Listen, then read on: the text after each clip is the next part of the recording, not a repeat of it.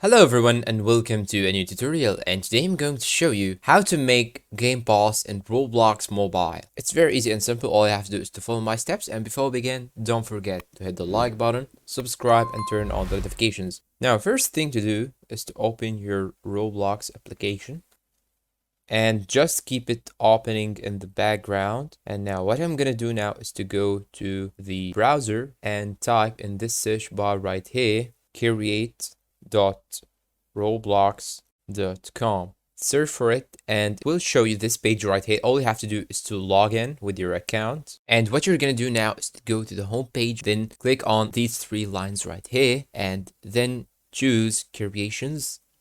And you should make sure that experiences here is selected. And by default, you may have a lot of experiences here, but here in my case, I have only one. So all you have to do is to click on the one that you need to make a game pass for. So I'm gonna click on this one right here, click on it, then go to these three lines again and tap on it and go down till you find in monetization category passes. Click on passes, then click on create a pass, and you will be able to change or upload an image with the following formats right here and name it. I'm gonna name it, for example, ZZ.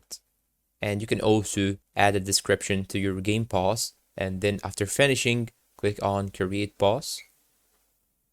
And here you are, you have the pass ready, but now what you have to do is to make it on sale. And to do that, click on it, then go to the three lines right here in the top left, then choose sales, then switch this option to on. And here you can put the price that you want. Let me just put 15 for example, and remember that you will have only 70% of the price that you have put right here. Then click on save changes, and congratulations, it's now on sale. Now all you have to do is to go back and search for passes again, then click on it. Now as you can see here, you have the pass that you have created with the price that you have put. And if you want to get the link of this pass, all you have to do is to click on these three dots right here, then click on open in a new tab. And as you can see here, here is it, your pass that you have created.